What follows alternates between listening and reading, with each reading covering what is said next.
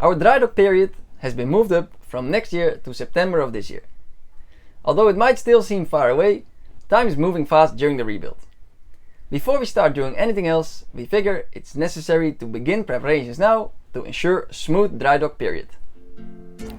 My name is Gijs and this is my dad. And this is Schoener Tijgerhaai. We have recently started a major rebuild to get her ready for new adventures. And we're sharing the process with you. Subscribe to stay tuned. The most important modification that requires a dry dock is the installation of a bow thruster. The ship has never had one, and that has never really been an issue. But I have sailed on various ships with and without bow thruster, and having one is just really convenient. In tight marinas and harbors, a bow thruster makes the maneuvering capabilities of a ship much more forgiving, which in practice means docking the ship is a way less stressful and quicker exercise than without one. So this is the right opportunity to get one. For a ship of this size, dry dock periods are typically short and expensive. So even though cutting the actual holes in the hull can only be done there and then, everything surrounding the installation should be done beforehand to make for a smooth and quick installation. The first step is finding a proper location for the bow thruster. Ideally, it should be as far forward and as low in the ship as possible. For us, this is under the floor in the forecastle. Like many sailing ships, the lowest parts of our ship are filled with ballast. In this case, due to the high cost of lead, heavy scrap metal was used, fixed in place and smoothed out with concrete. To make space for the bow thruster, we, and by we I mean Dad, will have to do some chiseling.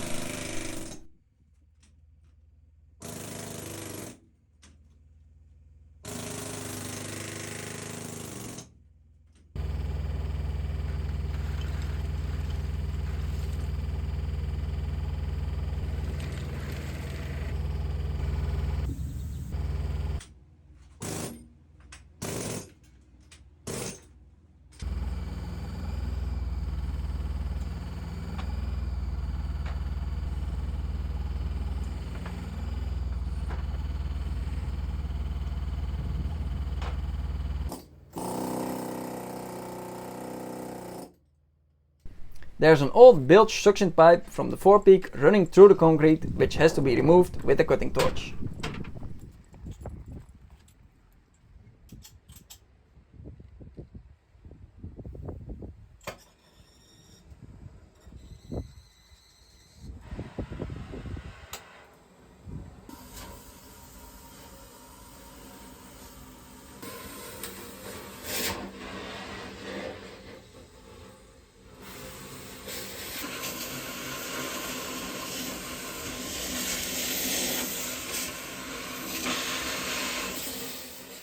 Once the bow thruster is installed, we'll refill the remaining space with concrete, allowing half of the pipe to stay above the concrete and half to be covered under the floor. For now, we have removed enough ballast so the floor can be leveled.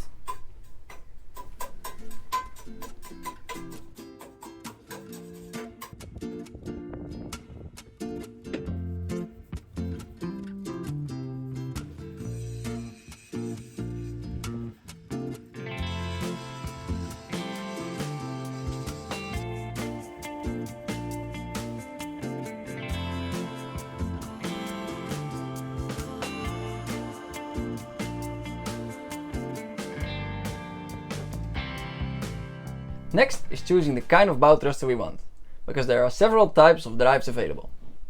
The simplest and cheapest solution is a 12 or 24 volt DC electromotor. However, the size of these is limited. And, although possible, finding one with a controllable RPM is rare. In other words, it's either on or off. If you listen closely in marinas, you can hear the distinguished coffee grinder sound of this type of bow thruster when boats are arriving or leaving the dock. Since our 24 volt batteries are located in the engine room, the power loss of the cables to the forecastle would be too high, so we would need a separate battery to make that work. Another option, where the RPM is controllable, is a directly driven bow thruster by a small diesel engine. This would turn the forecastle into a small and noisy engine room, and a lot of extra systems would need to be added, like cooling water, fuel and an exhaust system. The best option for us is a 3-phase AC bow thruster that can be supplied from the ship's generator, which can be controlled stepless by a frequency converter.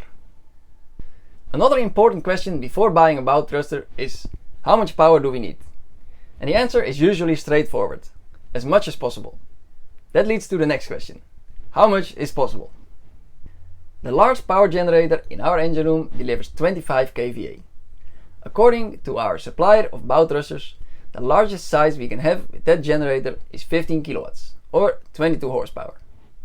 While this may not seem like much, it's comparable to pushing the bow with a 22 horsepower dinghy full throttle. She sure will spin. It's important to remember that the ship has sailed around the world without one, and that also worked out. So it's just a helpful maneuvering aid. We don't want to buy a new generator just for a stronger bow thruster. Since we are working around the bow, this is also a good opportunity to give some attention to the anchors. There used to be 2 identical anchors hanging from the bow. Unfortunately, one of them was lost in Hiva-Oa, which is one of the Marquesas Islands in the Pacific, due to a bad piece of anchor chain. It was replaced by a standard clip anchor that is a bit lighter. The original anchors are very rare these days, made by a metal factory called the Royal Dutch Grofsmederij in Leiden, which ceased to exist in 1966. So Dad and I are always on the lookout for an anchor of the same type to replace the clip anchor and match the one on the bow. Last year, when we went to pick up some second-hand hand wheels for our winches, we noticed the winch builder had collected a pile of old anchors. And in that pile we found not 1, but 2 Grofsmederij anchors. So last week we removed our clip anchor and set out to exchange it for both these rare anchors.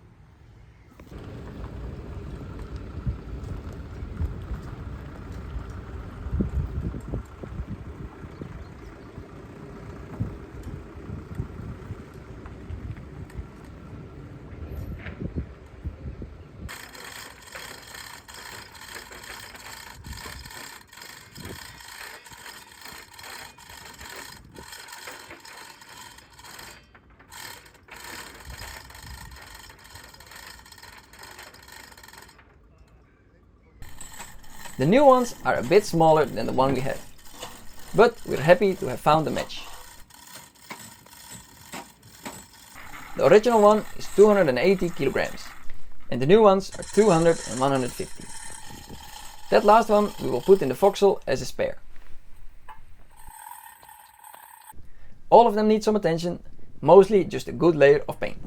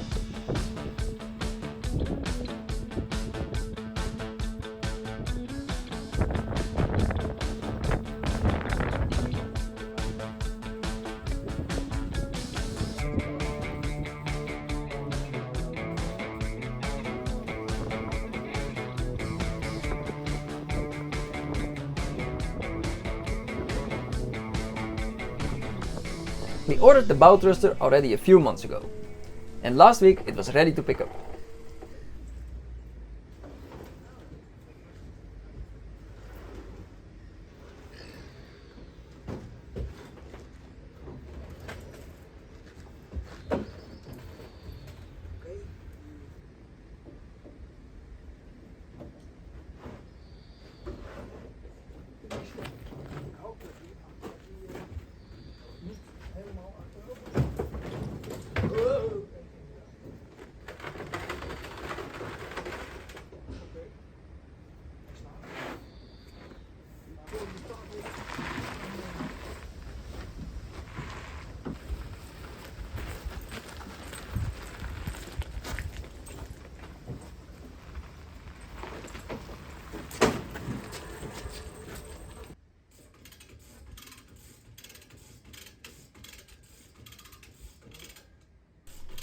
Another thing to do before dry dock to save some valuable time is painting the bow thruster tunnel. In our case, since we have a steel ship, the pipe is also made out of steel, so it needs a good coating to prevent rust. Of course, it still needs to be cut and welded in place, but that little bit of paint can be ground off again and repainted after installation. Now the outside and inside of the pipe are easy to reach, compared to when the motor and propeller are installed and you are in a hurry to get the ship back in the water.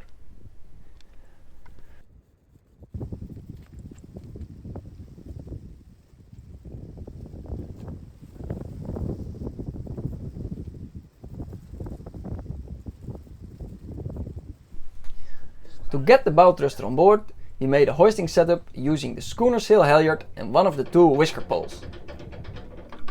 To test it, we are first removing one of the many Admiralty anchors from the forecastle that can be used as stern anchor. This one we'll get rid of completely because it's too heavy to carry around and a hassle to get to the stern.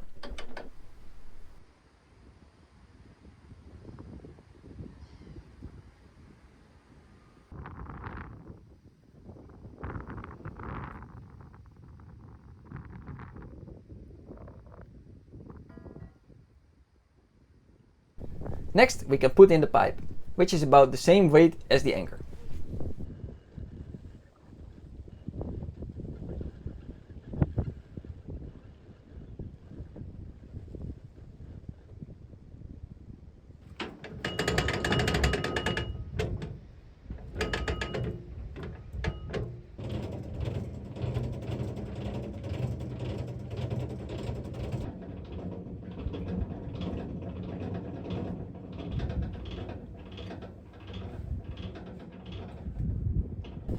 Now we can lower the bow thruster motor, which is by far the heaviest part, so we are really testing the capabilities of our hoisting arrangement.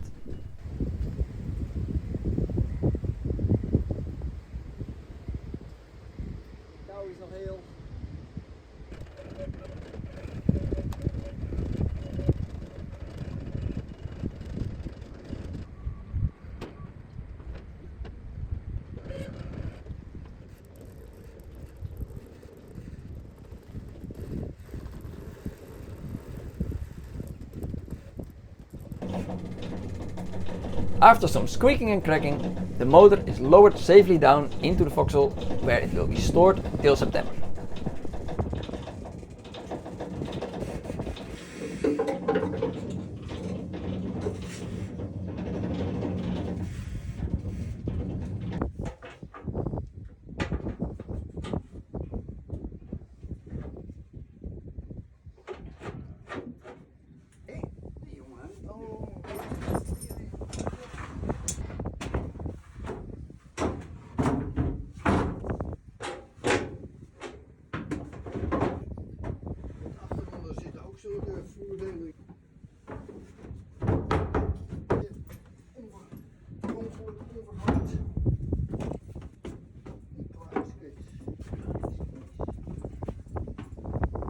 We can't hang the anchors back on the ship yet, because we are still going to replace the old and always rusty hawse pipes for new stainless steel ones. But that's for another time, and this is all for now. If you have any questions or remarks, please let us know in the comments. Thank you for watching, and I'll see you next time.